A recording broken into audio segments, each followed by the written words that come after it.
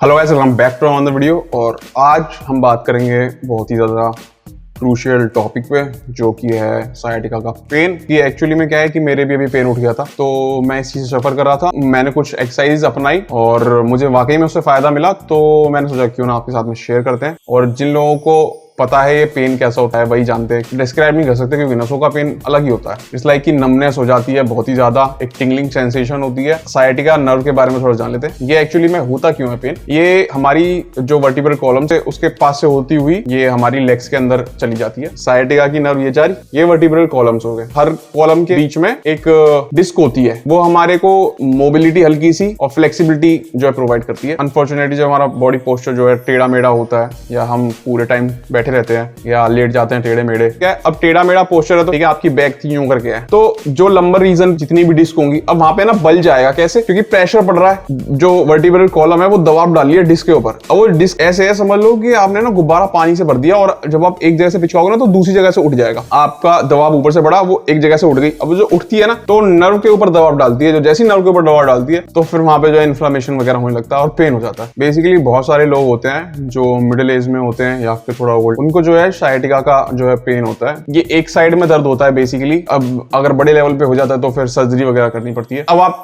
ये भी जान लीजिए कि आपको सायटिका का पेन है कि नहीं है, तो पहले वही जान लेते हैं। आपको एक कुर्सी या फिर बेंच पे बैठना है, तो अपनी टांग ऊपर को उठानी है और अपनी गर्दन झुकानी है। ये दोनों तरफ से करना है। तो जिस साइड में दर्द नहीं है पहले उस वाली से ट्राई करें, वो टांग उठाएं और गर्दन नीचे झुकाएं। अगर दर्द नहीं हो रहा है तो वो सही है वाली लेग। दूसरी तरफ जिसके अंदर इन्फ्लेमेशन या फिर दर्द हो रहा है, अगर ऐसा करते हुए में आपको जोर पड़ रहा है नसों पे या दर्द हो रहा है, तो समझ जाइए कि आपका सायटिका का पेन है, सायटिका नर्व के पेन है। तो इसको ऐसे आइडेंटिफाई कर सकते हैं आप घर पे। प्रोफेशनली आप इसको फिजियोथेरेपिस्ट के पास में जाके आप जो है डायग्नोसिस करा सकते हैं इसका। इसकी भी कई स्टेजेस होती हैं, क्या पता शुरुआत ही हुई हो, तो आप इसे एक्सरसाइज के थ्रू और पोस्चर करेक्शन के थ्रू जो है अपना ठीक कर सकते हैं। अब इसके अंदर क्या होता है, अब आपका मान लो आपको पता लग गया, कंफर्म हो गया कि आपको सायटिका नर्व का पेन है, तो आप लोग ज्यादा लोग मैंने देखा है क्या करते हैं कि है ना, इवन मैं भी करता था सच बताऊं तो, कि हम है ना नसों को ना स्ट्रेच करते हैं। अब एक बात बताओ, एक रबड़ की स्ट्रिंग है, ठीक है, अगर मैं उसको और स्ट्रेच करूंगा तो ऑब्वियसली उसमें और खिंचाव पड़ेगा तो और दर्द होगा। तो हमें स्ट्रेचिंग अवॉइड करनी है। हमें अलग टाइप की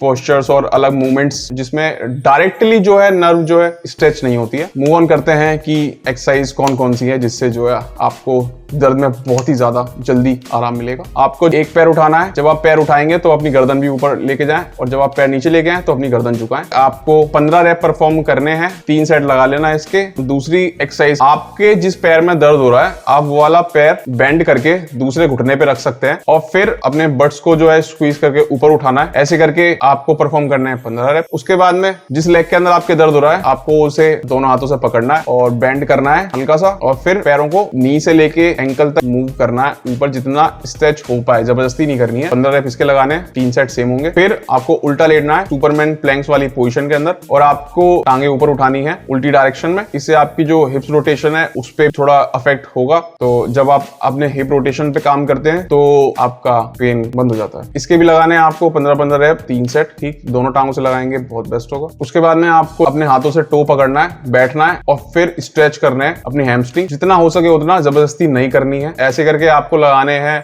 10 रैप, 2 सेट। जिस भी टांग में आपकी दर्द हो रहा है आप उसको जो है बेंड करेंगे और दूसरी वाली टांग जो है स्ट्रेटली पीछे लेके जाएंगे, अपने पैरों पे जो है हल्का सा दबाव बनाएंगे, ठीक। ऐसे करके आपको जो है परफॉर्म करना है। बेसिकली लोग बाग मरकट आसन करें तो ज्यादा बेहतर है, उससे आपको बहुत ही अच्छा रिजल्ट मिलेगा, ठीक है। ये आप जो है डेली बेसिस पे 3-4 दिन भी करेंगे तो आपको फर्क दिख जाएगा। और दौरान सायटिका पेन के अंदर आप जो है हैवी लोड ना उठाएं, और अगर आप जिम पर्सन है तो मैं आपको सजेस्ट करूंगा कि आप जैसे डेडलिफ्ट हो गया, बेंट ओवर रोइंग हो गई या स्क्वाट्स हो गया, इन पोजीशंस को अवॉइड करें कुछ टाइम के लिए, क्योंकि जितना आप वापस से लोड लोगे और आपकी हैमस्ट्रिंग वगैरह जो स्ट्रेच होगी और नर्व स्ट्रेच होगी, जिससे तो आपको रिलीफ कम मिलेगा, इन्फ्लेमेशन ज्यादा होगी, वो पेन बढ़ेगा ही, इवन बोस भी हो सकता है। तो उससे बचने के लिए आप थोड़ा सा गैप लें और कुछ स्ट्रेचिंग एक्सरसाइज रखें। और इन फ्यूचर में अगर ये ना हो, उससे बचने का सबसे बेस्ट तरीका है कि आप अपने वर्कआउट रूटीन के अंदर रोटेटेड कफ्स की जो है एक्सरसाइज रखें, थोड़ी बहुत मोबिलिटी एक्सरसाइज भी रखें, और स्ट्रेचिंग वगैरह आप जो है करते रहें